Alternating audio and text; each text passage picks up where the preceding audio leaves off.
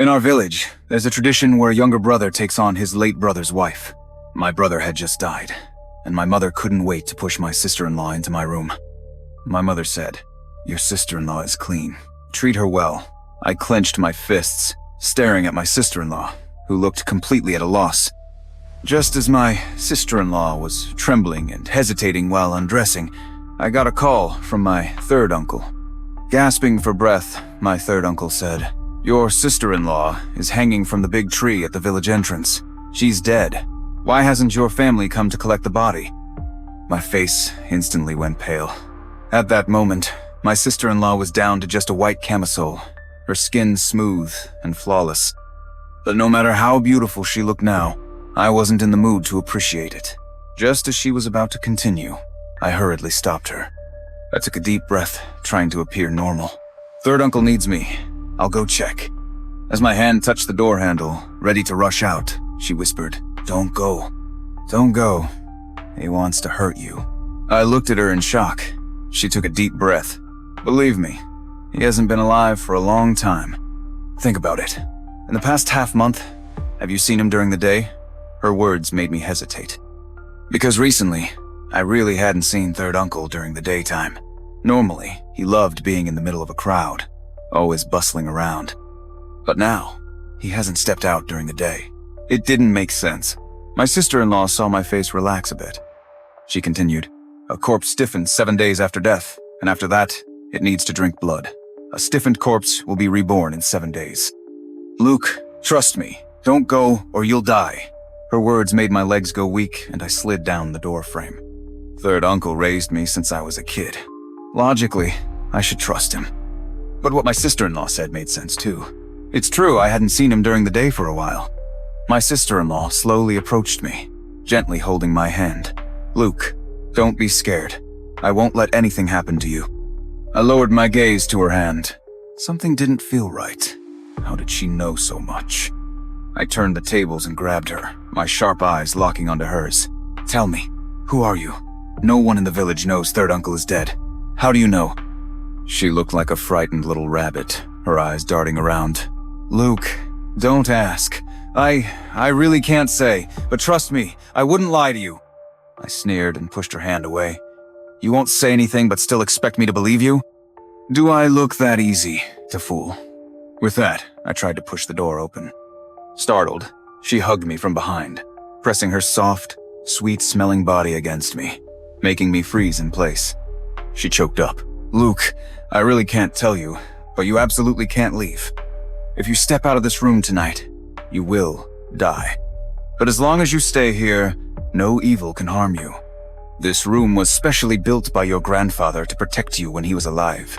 If you don't trust me, trust your grandfather." "You knew my grandfather?" She opened her mouth but didn't say anything. I knew that pressing further wouldn't get me any answers. Still, whether it was because she mentioned my grandfather or because of her sincere expression, I found myself believing her. I sighed and hugged her. "Fine, I trust you." Hearing that, she let out a deep breath of relief. She collapsed into my arms, trembling, her hands restlessly tugging at my clothes. I knew it wasn't the right time, but I couldn't help but be moved. Just as I was about to kiss her, there was a sudden, loud knock at the door. "Luke, open up. You brat. Why aren't you answering my calls?" It was third uncle's voice. Panicked, I looked at my sister-in-law. The knocking continued. "Open up. If you don't, I'll come in myself." My sister-in-law shook her head calmly. "Don't worry. It's just a paper tiger. This roommate's doorframe and pillars are made of peachwood, and even the cement used to build it has talismans mixed in. As long as you don't agree, no evil spirit can come in." Her words made me breathe a sigh of relief. After a while, third uncle stopped banging on the door, cursed a bit, and left. After he left, my sister-in-law tried to continue what she started, but no matter how hard she tried to entice me, I couldn't muster the will. In the end, I just hugged her and sighed, "Let's sleep." The next morning, when I woke up, she was already gone. Remembering what happened last night, I jumped out of bed, got dressed, and rushed out. I wanted to visit third uncle's house during the broad daylight to see what was going on. On the way, I ran into Tony, an old childhood friend. After years apart, he greeted me with a wave and asked where I was heading. I hesitated for a moment, not daring to tell him the truth. I simply told him that my mom asked me to call my sister-in-law home for dinner. To my surprise, the moment I finished speaking, Tony stared at me in horror. You're the only child in your family, right? You don't even have a brother. Where did this sister-in-law come from? Bro, I'm not good with scary stuff. Don't freak me out. What the hell are you talking about? My brother! I cursed, but halfway through I suddenly stopped. My brother? Yeah, what about my brother? Why is it that I can't recall a single memory of him? Tony's face turned pale as he patted my shoulder. You must be possessed. You should go see third uncle. A chill ran down my spine, and cold sweat broke out all over my body. This was beyond strange. Yeah, where did my brother come from? And where did this sister-in-law come from? After Tony left, I stumbled my way toward third uncle's house. Third uncle's place was just a stone's throw away. Just as I was about to push the door open, a hand grabbed me. It was my sister-in-law. I jumped, startled. She quickly covered my mouth and dragged me toward the sorghum fields. I tried to break free from her grip, but her strength was overwhelming. I struggled a few times, but it was useless. Deep within the sorghum fields, she finally let go of me and sighed softly. Flushed and breathless, I demanded, "Who are you? Why are you lying to me?" She stared at me for a long while before saying, "Actually, I'm not human. My name is Isabel. Snakes come and go with fate. Your grandfather was kind to my family. I won't hurt you." Luke. Isabel's delicate hand rested on my forehead. Luke, wake up. Think carefully. Are there really any living people left in this village? I looked at Isabel, my skin crawling. What do you mean? Isabel shook her head. I can't say. It's something you have to figure out on your own. But trust me, I won't hurt you. I was on the verge of breaking down as I stared at her. You keep telling me to believe you, but you're not saying anything. Why should I trust you? I don't believe a single word you say anymore. I'm going to find third uncle and get to the bottom of this. Just as I turned to leave, Isabel suddenly wrapped her hands around my neck. She leaned in close, whispering in my ear. Luke, you saw it. If I wanted to kill you, it would be easy. But I'm really trying to save you. The suffocating grip left me dazed, my mind nearly reaching its limit. In that split second, a memory flashed I remembered. The people in our village, they were all dead. I was the one who buried them. Just when I thought I was going to die, Isabel released me.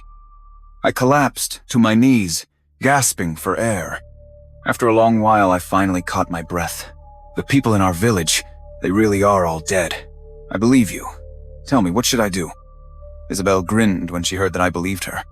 She told me that the bridge was a place where yin energy gathered, a junction between life and death. More than half of the village's souls were lingering on the big bridge at the village entrance. At night, I would need to carry a white candle to the bridge, walk from one end to the other, and send the souls of our village off. Only then could I return to a normal, peaceful life. As she spoke, Isabel brought out a bowl of glistening braised pork. Grinning, Isabel said, "Eat up. Sending off souls is hard work. You need to be full if you want the strength to deal with those dirty things." I stared at the meat in front of me, hesitating for a moment. I asked Isabel, "If everyone in the village is dead, where did you get this meat?"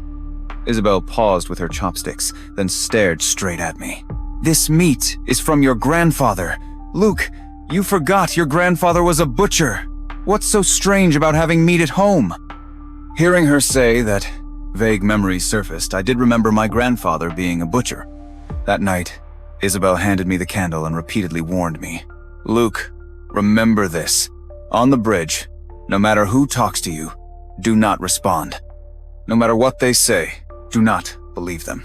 They're all lying to you. And whatever you do, never look back. If you do, they'll drag you into the limbo between life and death. You'll never reincarnate. Luke, you have to remember. I took the candle from Isabel's hands and nodded solemnly. I remember. Don't worry. Then, holding the candle, I walked slowly to the bridgehead. The moon was big and bright that night, yet the bridge was shrouded in darkness. It was as if the bridge existed in its own world, entirely cut off from everything else. Even the moonlight couldn't pierce through. I stared into the pitch-black void of the bridge, a chill creeping into my heart. My feet started to go numb, and my whole body stiffened as I stood there, unwilling to move. Isabel, seeing that I was still hesitating, grew anxious and shouted at me. "Luke, what are you waiting for? You already played the coward once. Do you want to do it again? Do you really want to die?" I didn't pay much attention to what Isabel said before, but the word die snapped me back to my senses, sending a jolt through my entire body. Resolutely, I stepped onto the bridge. The moment my foot touched the bridge, the scene around me shifted like a spinning carousel. I was back at my house. I saw my grandfather bringing home a bride for me. I wanted to lift the bridal veil, but my grandfather smacked my hand away. He chuckled and said, "It's not time yet. Wait until she sheds her skin. Then she'll truly be your wife." The scene shifted again, and I saw Tony leading a group of people rushing into my room. They yanked off my bride's veil and tore off her pants. Her eyes filled with tears, and she looked at me with sorrowful eyes. That face-it was unmistakably Isabel. Just as I desperately tried to rush forward to stop them, the scene shifted again, and I was back on the bridge. Third uncle was suddenly standing in front of me. He leaned in close to my ear and whispered, "Luke, did you see that? Isabel hates not only them but you too. They defiled her. They deserved to die. But you stood by and watched. That makes you just as guilty. Are you any better than they are? Luke, blow out the white candle and get off the bridge, or you will die." Luke, the truth is, we're all already dead. You are the only living soul left in this entire village. Trust me, Luke. Third uncle would never lie to you. You have to live. You have to live well. Third uncle's words were earnest and heartfelt. I couldn't hold back. I turned and glanced at him. He looked at me sorrowfully, his lips curling into a bitter smile.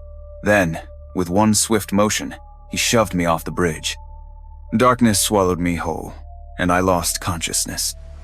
When I finally came to, I opened my eyes to see a young man staring at me with great interest. When he saw me awake, he grinned. "What exactly are you? A living dead? Isabel's family's son-in-law?" I looked at him warily. "Who are you? Why am I here? What do you mean by that?" The young man stroked his chin and said, "You can call me Kyle. I'm an exorcist. You passed out at the boundary between life and death. I brought you back. Technically, you could say I'm your savior." "An exorcist? Savior?" I looked him up and down. "Then why did you save me?" Kyle, seeing my cautious expression, laughed. "Saving you? Well, part of it is kindness, of course. But mostly, I want to know how a living dead managed to survive until now." "Living dead?" I glared at Kyle, anger flaring up. "What living dead? What nonsense are you talking about?" Kyle didn't seem bothered by my reaction. He calmly replied, "A person with no shadow. What else could you be but the living dead?" The midday sun was blazing bright and harsh. I stiffly turned my neck. My eyes scanned the area, and I saw it. I really didn't have a shadow. My face turned ghostly pale as I collapsed onto the bed, my entire body trembling. Could it be? Am I really not human? Kyle patted me on the shoulder. "There's no need to be sad. Judging by your features, I'd say you have the face of one who died at birth. That means you weren't even supposed to exist in this world. But you've been living for 18 years, steady and safe. Someone must have defied the heavens, robbed fate, and stolen these 20 years for you. That person loved you very much. Get up. Take me to your house. I want to see how it was done." I stared blankly at Kyle, saying nothing. I felt absolutely no desire to take him to my home. Kyle looked at me knowingly. "How about this? You take me to your house and answer my questions, and I'll protect you. How about that? Right now, you're in a real mess. I've traveled all over the place for years and seen a lot of things, but I've never seen anything as chaotic as you. You're a living dead, but you're also surrounded by hundreds of spirits, and you're tied up with Isabel's family." Kyle kept rambling on about something, but I wasn't really listening. My mind was stuck on one phrase. "I'll protect you." Isabel and third uncle, I never fully trusted them. But Kyle, he seemed to be outside of all of this. "So, His words seemed the most reliable. I looked at Kyle. Are you serious? You can really protect me? As soon as I spoke, Kyle knew I was convinced. He grinned at me and said, I'll do everything in my power. I closed my eyes for a moment, then stood up and said to Kyle, let's go. I'll take you to my house. When we arrived, Kyle looked around, nodding in amazement. This house is really something. The land itself is a perfect place for nurturing corpses, and every single brick and tile is filled with corpse energy. They must have been dug up from burial grounds. No wonder you've managed to survive for so long, and in such good condition. But these are just secondary. What really keeps you alive isn't any of this. Then what is it? I frowned and asked Kyle. After all, I wanted to know what had kept me alive all this time. Kyle didn't answer my question. Instead, he abruptly changed the topic. I'm starving. Got anything to eat? Without saying a word, I turned and went to the kitchen. I brought out the leftovers from yesterday and muttered, there's not much food in the house. Just this leftover braised pork. Make do with it. Kyle looked at the braised pork with great interest. I see. The spirit of all living things. No wonder you're still alive. I looked at Kyle, confused. What do you mean? Kyle pointed to the meat in the bowl and asked me, what kind of meat is this? Pork. I vaguely remember my grandpa used to be a butcher. Pork? Kyle burst into laughter, laughing so hard that tears came out of his eyes. This isn't pork! How could it possibly be pork? This is mutton! Mutton? Are you saying I grew up eating mutton? Does mutton have such miraculous effects? Kyle shook his head. I can't say. Ordinary mutton wouldn't have such powers. Only two-legged mutton would. I can't say, he repeated. Two-legged mutton? What the hell is two-legged mutton? I wanted to press him for more details, but Kyle ignored me and went off to my room to sleep. I sat in front of Kyle's bed the entire afternoon. It wasn't until nightfall that Kyle finally woke up. When he saw me, he yawned and said, I told you I'd do my best to protect you, and I don't go back on my word. But first, you need to figure out who's trying to harm you. Is it that girl from Isabel's family? Or is it the hundreds of spirits clinging to you? You're such a mess right now. I can't make heads or tails of it. You'll have to figure it out yourself. I shook my head, my expression darkening. I don't know who's trying to hurt me. I can't remember anything from before. I don't even know who I am, or what kind of person I used to be. After I finished speaking, Kyle patted my head and mumbled to himself, Turns out you're missing part of your soul. You're basically a living dead, and now you're missing a piece of your living soul too. No wonder you're so out of it. But it's fine. The long night is perfect for summoning souls. I'll call your soul back, and then you should remember. As he spoke, Kyle grabbed my hand and drew a symbol in my palm. He said it was a soul-summoning talisman. All I had to do was walk around every nook and cranny of the village. My lost soul would naturally find its way back. But Kyle's face turned unusually serious. You must trust me. Tonight, no matter who talks to you, do not respond. And whatever you do not look back. Even the gods can't save you if you break these rules. Remember, first, don't speak. Second, don't turn around. As long as you follow these two rules, no one can touch you. I nodded firmly at Kyle. Don't worry, I trust you, and I'll follow your instructions. When the clock struck midnight, Kyle urged me to head out. He said the yin energy was at its peak, and the transition between old and new made it the perfect time to search for my soul.